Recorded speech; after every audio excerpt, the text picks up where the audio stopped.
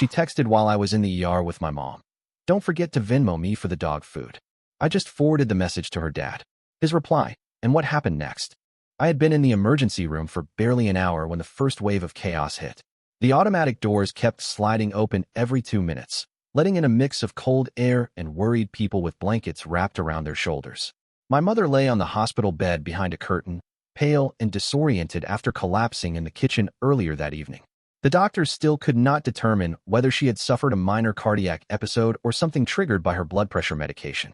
Every minute felt like a slow drag through mud as nurses moved around with clipboards, monitors beeped in the background, and my sister Rita tried to calm herself by pacing between vending machines.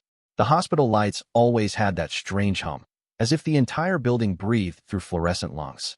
I stood at the counter filling out forms that asked for every detail about my mother's health from childhood until now, and I kept thinking how surreal it felt that I was listing medications while she fought waves of dizziness right behind me. Nothing about the night allowed space for normal thoughts. My mind kept replaying the moment she grabbed the counter at home to steady herself and told me she felt lightheaded.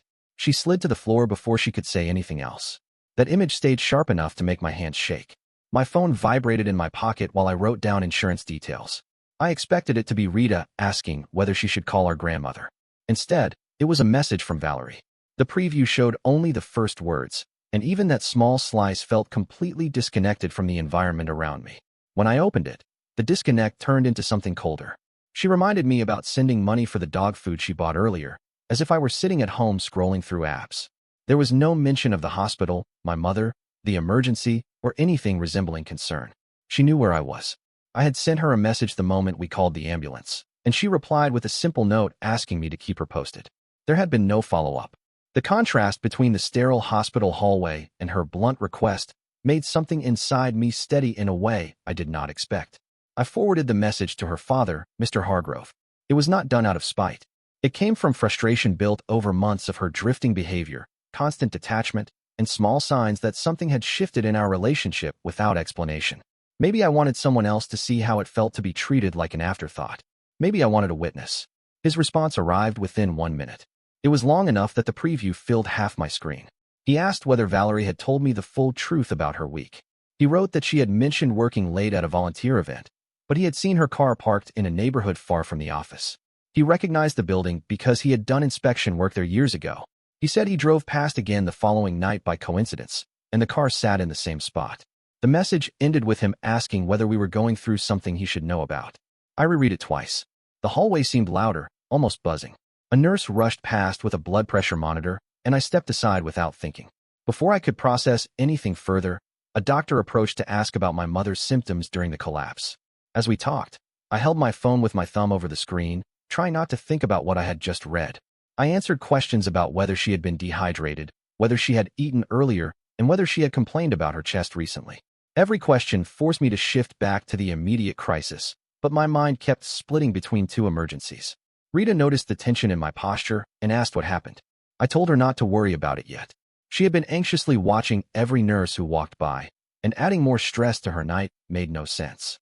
She went back to sitting beside our mother, holding a cup of warm water the nurse had given her. I stood by the curtain, staring at the message on my phone again.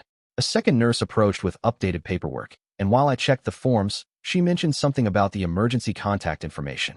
She said Valerie was listed as the primary contact on one of the older forms in their system. I froze for a moment because I had never filled anything out like that. I had always listed Rita or myself. The nurse assumed we had updated it together at a previous appointment, but neither my mother nor I had done that. The details seemed small, yet it cut through my thoughts like glass. Medical staff rarely talk about anything unnecessary, so the accidental comment landed with unexpected weight. I thanked her, took the papers, and walked toward the seating area. I checked through older messages with Valerie trying to figure out whether there had been any reason for her to handle paperwork for my mother, but nothing pointed to that. The pieces did not connect. I kept feeling that I was missing something obvious while the hospital air grew heavier around me. My phone buzzed again. Rita had stepped out briefly to buy a bottle of water, so I thought it might be her. Instead, it was another message from Mr. Hargrove. He asked if Valerie was with me at the hospital. He said he tried calling her earlier, but she let it ring until voicemail.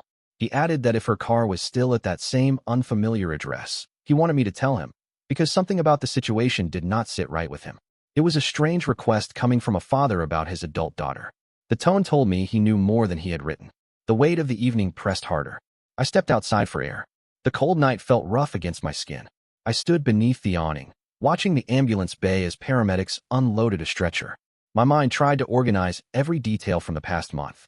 Valerie had grown distant without giving a clear reason. She had taken on extra shifts that never matched her official schedule. She had made abrupt changes in her phone habits, turning it face down whenever someone called. The signs had been small, but piling up. I opened our shared location app. She kept it on because we used it for dog walks and coordinating errands. The map loaded slowly under the weak hospital Wi-Fi. A moment later, her little blue dot appeared. It was nowhere near home. It was nowhere near her office. It was pinned on the same neighborhood her father mentioned. I stared at the screen as the cold air wrapped around me. Inside the hospital, my mother's monitors beeped steadily. Outside in the dark, the truth began to take a different shape. The night was no longer just about a medical emergency. It had become something larger, something layered, something that stretched back longer than I had realized. The next decisions would change everything. The moment I saw Valerie's location bounce on the map, something inside me shifted away from confusion and toward an uneasy clarity. The blue dot sat still over a building I had never visited, 2 blocks from her office, but tucked in a residential street with older units and limited parking. It wasn't the kind of place she would go for work. She claimed she had been staying late at a volunteer event for a neighborhood program, but nothing about that address matched any nonprofit in the city. I saved the location and stepped back into the ER to tell Rita I needed to check something but would return soon. Rita did not argue. She was focused on our mother and had her own exhaustion building. She told me she would stay until the doctor provided the next update. I squeezed her shoulder and walked toward the exit, moving through the halls with a sense of controlled urgency. The air outside felt even colder than earlier, pushing me awake as I got into my car. The drive started with heavy doubt and accelerated into something sharper as the streets grew emptier. The building at the pin location appeared almost exactly as I imagined. Older brick, narrow balconies cluttered with plants or bicycles, and a dimly lit lobby that looked like it had not been renovated in a decade. A few porch lights glowed in the courtyard, casting long shadows across uneven pavement. I parked on the street and stepped out slowly, watching the windows for movement. A man in a hoodie walked his dog near the entrance. I recognized him vaguely from the dog park near our place, but we never exchanged names. He recognized me first and lifted his hand.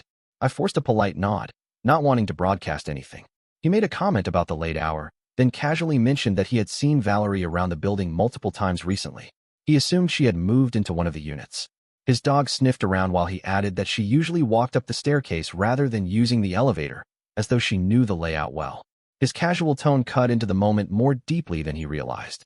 If he had seen her here several times, then this wasn't a sudden emergency visit. This was routine. This was familiar. I thanked him and headed toward the door. His dog tugged at the leash while he gave me a curious look, sensing I wasn't there for a friendly conversation. Inside the lobby, the air smelled like laundry detergent mixed with dust. Mailboxes lined one wall, and a directory with faded name tags sat behind a glass panel. I scanned the list for names I might know. None matched Valerie's or anyone connected to her. I stepped toward the elevator, then paused near the staircase. The building was quiet except for a distant TV through one of the walls. I climbed the stairs and reached the second floor, feeling each step tighten something inside me. The apartment at the end of the hallway had its lights on. The door was cracked open slightly, as if someone entered in a hurry and forgot to push it shut completely. I knocked. The sound echoed down the hall. A moment later, someone walked toward the door. A man opened it halfway. He looked younger than I expected, maybe late 20s, wearing a t-shirt and joggers. I recognized him after a few seconds. Nolan.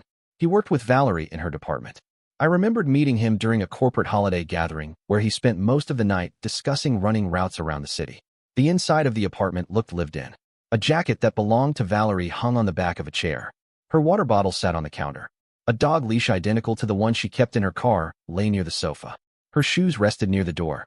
Before I could find any words, Valerie stepped into view from the hallway behind Nolan. She wore workout leggings and an oversized hoodie I bought for her last winter. Her hair was tied back, and her expression twisted the moment she saw me. The silence that followed tightened every muscle in my spine. The conversation that unfolded did not rely on raised voices. It didn't need them. The tension carried everything. She said she had been staying at the apartment because she needed space from the stress of wedding planning. She said she sometimes rested there after work because it was closer than driving home. She claimed she didn't want to bother me or add pressure to my schedule. Every explanation felt like a thin patch over a widening hole. My eyes landed on a half-packed overnight bag near the hallway. Her toiletries poked out from one side. A charger dangled from the zipper. The sight of it cracked the last bit of neutrality inside me. That bag didn't look temporary. It looked routine. It looked like a second home. Nolan stepped aside, uncomfortable and caught in a situation far more complicated than he wanted to admit. He didn't defend anything. He didn't deny anything. He simply stood there with the expression of someone stuck between loyalty and discomfort. I didn't blame him, but his silence didn't help. The moment fractured further when my phone buzzed again.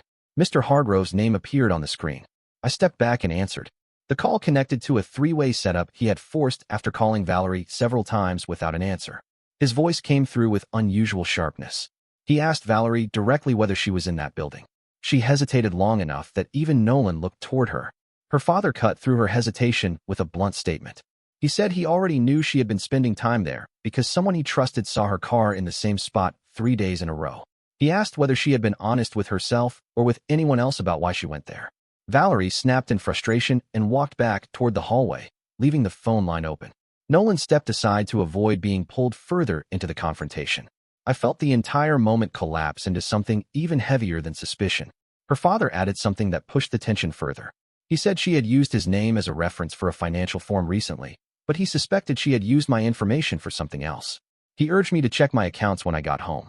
I hung up and watched Valerie gather her bag, while keeping her eyes fixed on the floor.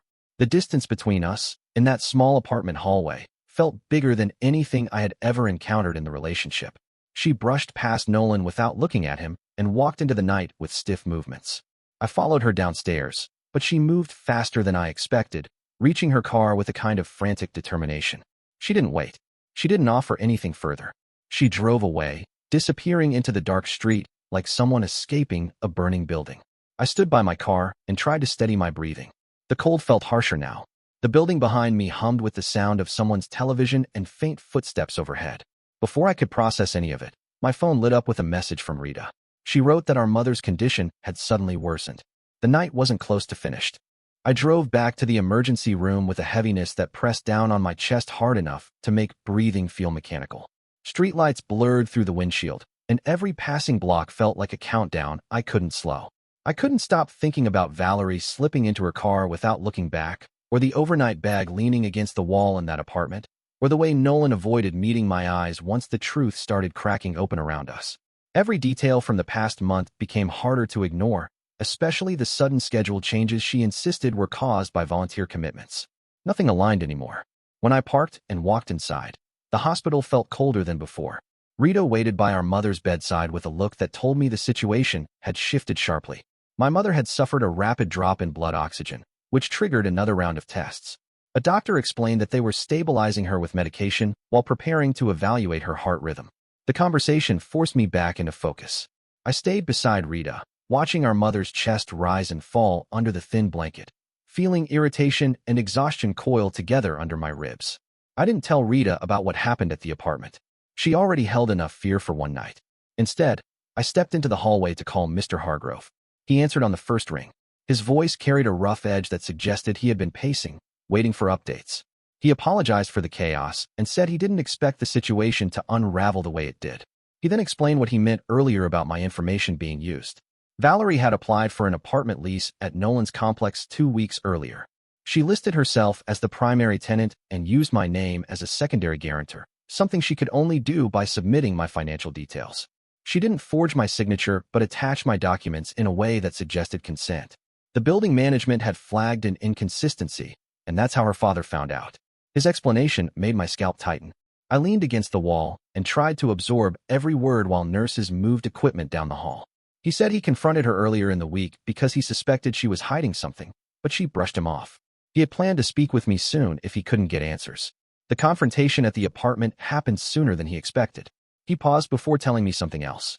Valerie had been meeting with a financial advisor recently, claiming she planned to refinance her student loans, but she was actually asking about rental property options. She told the advisor she wanted a place close to work and didn't want to rely on me financially anymore, but she never disclosed the relationship fully. Everything she built was structured as if she intended to separate long before the wedding date. The explanation hit so hard I had to steady myself by placing a hand against the wall. The whole narrative of her being tired from wedding planning or stressed from work suddenly appeared as a thin mask she wore while preparing a different life behind the scenes. She wasn't drifting from stress. She was transitioning. I thanked him for telling me and hung up. The hospital's air felt sharper than when I walked in. I went back into the room to check on Rita and waited until the next set of updates. When the doctor confirmed that our mother would undergo overnight monitoring, Rita insisted I go home to rest. I told her I needed to pick up the dog and check on a few things, but I would return in the morning. The drive home felt strange. My phone sat face up in the console, vibrating occasionally with messages from Valerie, none of which I opened. They appeared long enough to show their first lines, and each preview made my stomach tighten. She wrote about misunderstandings, miscommunication, and stress. She wrote about feeling overwhelmed. She wrote about how unfair everything felt. None of it addressed the lease. None of it mentioned Nolan. None of it resembled accountability. When I arrived home, the dog barked from the hallway with a mix of excitement and anxiety. He circled my legs while I locked the door behind me. Something felt off the moment I turned on the lights. Several drawers in the living room had been left slightly open. A stack of envelopes near the dining table looked like it had been sifted through. Valerie must have stopped by while I was at the hospital, though I didn't know whether she came before or after the confrontation at the apartment. I went to her work desk in the corner. A few receipts and folded forms sat inside. Most were standard purchases, but a folder beneath them caught my attention. Inside, I found documents from the apartment complex with the same address I had visited earlier. I found a form listing me as a financial support contact. I found a printed email exchange between Valerie and the leasing office stating she intended to move into the unit by the end of the month. The date sat right there on the page. Her planned move-in was 3 days after the wedding. The realization struck harder than anything said at the apartment. She didn't intend to build a home with me. She intended to pivot away from me the moment the ceremony ended, leaving before gifts were opened or thank you cards were written. She had engineered the entire engagement as a transition period. The wedding wasn't a commitment. It was cover. The dog suddenly whined from the kitchen. I followed his sound and found a small streak of blood on the floor near the back door. His paw had a gash on it, shallow but bleeding. I checked the latch on the back gate through the window and noticed it had been left open. The neighbor's fence had metal edges, and the injury made it obvious he had slipped outside earlier. Valerie must have let him out when she came by, forgotten to close the gate, and driven away without checking where he went. The thought twisted something inside me sharply. The night had already been too heavy, but seeing the dog hurt because she was careless broke through whatever patience I had left. I cleaned the wound and wrapped his paw gently. He leaned against me while I worked, and I felt his body relax as if he sensed everything unraveling. When I finished, he followed me to the bedroom and lay at the foot of the bed, refusing to move. I sat on the edge of the mattress with the folder of documents on my lap.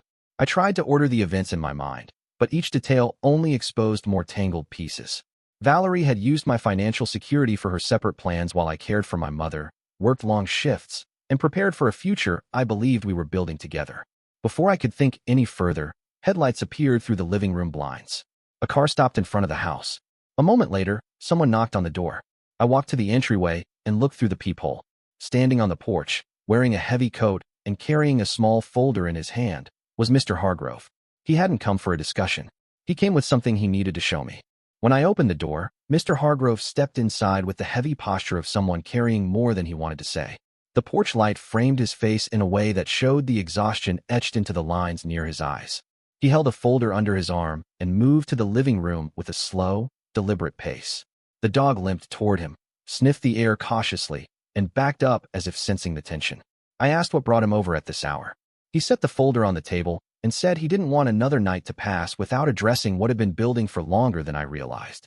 He explained that he had been trying to encourage Valerie to fix her behavior for years, quietly hoping she would grow out of a pattern she developed in early adulthood. He thought getting engaged to someone stable would shift her priorities, but instead she used the stability as a floor she could step off from whenever it suited her. He opened the folder and slid a few documents toward me. At first I expected leasing records, but they were older files. He showed me paperwork from her previous relationship, where she had done something nearly identical. She had used her former partner's financial information to secure a rental she never planned to share with him. The breakup happened 1 week before the scheduled move.